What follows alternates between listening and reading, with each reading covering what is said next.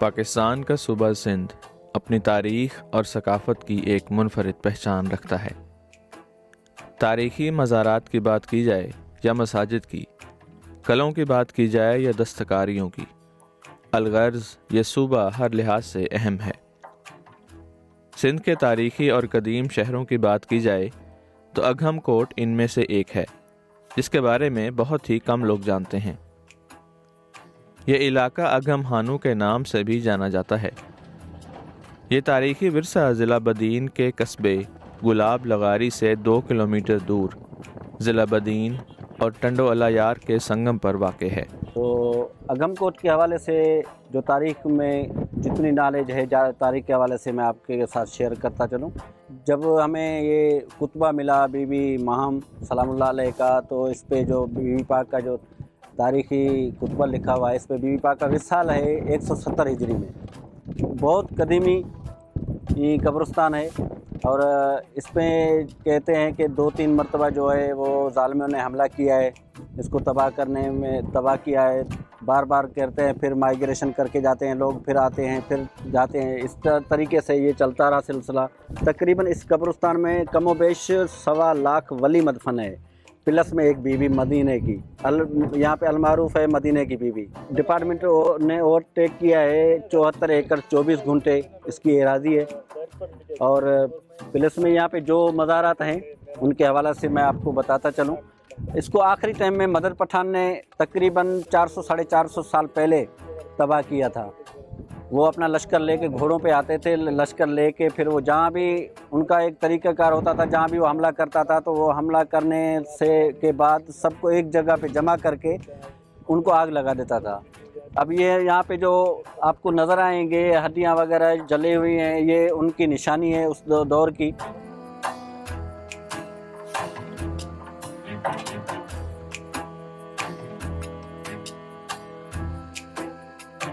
یہ مخدوم محمد اسماعیل سمرو، اور اس کو بارے میں کہتے ہیں کہ یہ اپنے وقت کا قاضی تھا، اور درس و تدریس کا جو عمل اس سے ہوتا رہتا تھا۔ یہاں کے جو مقامی لوگ دور دور سے آ کے تقریباً اس ٹائم میں بھی 300-350 بچے جو ہے یہاں پہ جو ہوتے تھے درس لینے کے لیے آتے تھے بہت دور دراز سے۔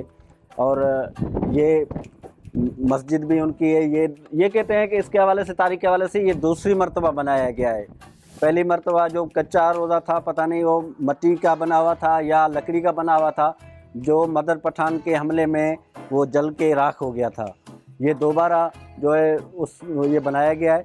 تو اندر آ کے آپ کو میں اس میں جو ہے مدفن ہے مخدوم محمد اسماعیل سمرو اور اس کے 2 بیٹے، ایک پوتا۔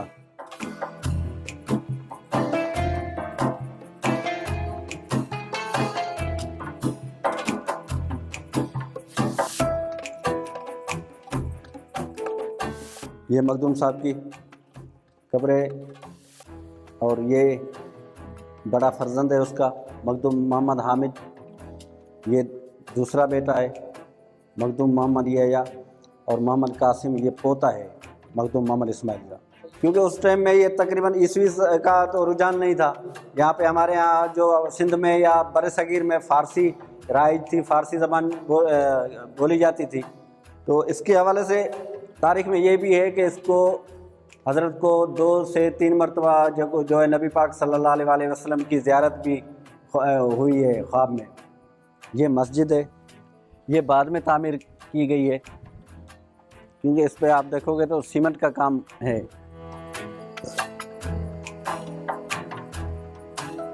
یہ سامنے جو نظر آ رہی ہے محمود شاہ جیلانی کی، اس کے حوالے سے کچھ تاریخ میں کچھ نہیں ملتا، جس کے بارے میں کچھ کنفرم کہا جائے کہ بھئی کہاں سے۔ اور آگے اگر کیمرہ دکھا سکتا ہے تو ہرے کلر کا جو ہے گنبد نظر آ رہا ہے، سید عبد المجید شاہ، جو شاہ باجی کے نام سے جانا جاتا ہے۔ یہ بھی کہتے ہیں کہ یہ جو ہے جھاڑو کش تھا بی بی پاک کی تربت کا، جو یہاں کے مقامی لوگ کہتے ہیں۔ تاریخ کے حوالے سے اس کے بارے میں کچھ نہیں ملتا، جو مقامی لوگ جو نسل در نسل رہتے ہیں یہاں پہ، تو وہ کہتے ہیں کہ یہ جھاڑو کش تھا بی بی ماہم کے قبر اطہر کا۔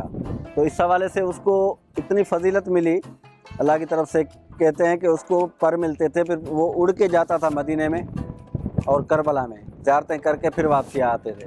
تو اس کے سائڈ میں جو شاہ محمود کی مزار ہے، اس کے سائڈ میں سید ابن شاہ، اس کو گزرے ہوئے کم و بیش 60 سے 70 سال ہو گئے ہیں، لیکن اپنا لوہا اپنے حساب سے انہوں نے ایسے منایا کہ انہوں نے اپنی کرامات دکھائی لوگوں کو۔ اس کے بارے میں بھی یہ کچھ کہا نہیں سکتا، یہ صرف مزار بنی ہوئی ہے اور اوپر لگا ہوا ہے سید محمد اسماعیل شاہ۔ تاریخ کے حوالے سے اس میں کچھ ہمیں جو نالج نہیں ہے جو ہم آپ کو بتا سکیں، تو یہ ایک کچی مزار بنی ہوئی ہے، یہ بی بی آس کے نام سے مشہور ہے، جہاں پہ یہاں پہ کہتے ہیں کہ یہاں پہ صرف عورت زائرین جا سکتی ہیں، مرد کا جانا سخت منع ہے۔ اور ایک گنبد جو ہے وہ مسمار ہوا ہے، یہ میروں اور کلوڑوں کی جو جنگ لگی تھی اس میں شہید ہوا تھا۔ یہ ایک مندوانی ہے، لغاری قبیلے کا شخص ہے جو سپہ سالار تھا میروں کا، تو یہ اس میں جنگ میں شہید ہوا تھا، تو میروں نے اس کا یہ مقبرہ بنایا تھا۔ آگے چلو اب بی بی پاک کے روضے پہ۔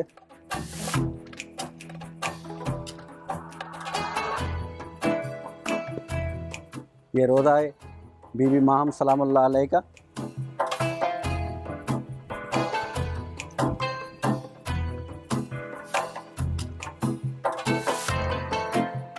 قبر اطہر بی بی ختیجہ المعروف بی بی ماہم،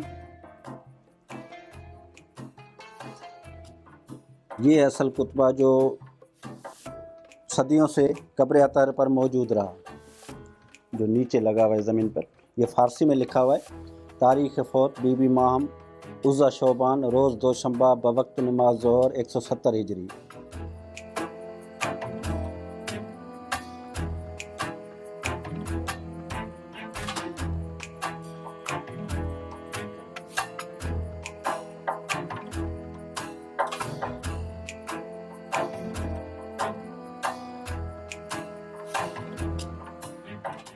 یہ خاندان امام موسیٰ کاظم کا ہے، 18 بیٹے 19 بیٹیاں۔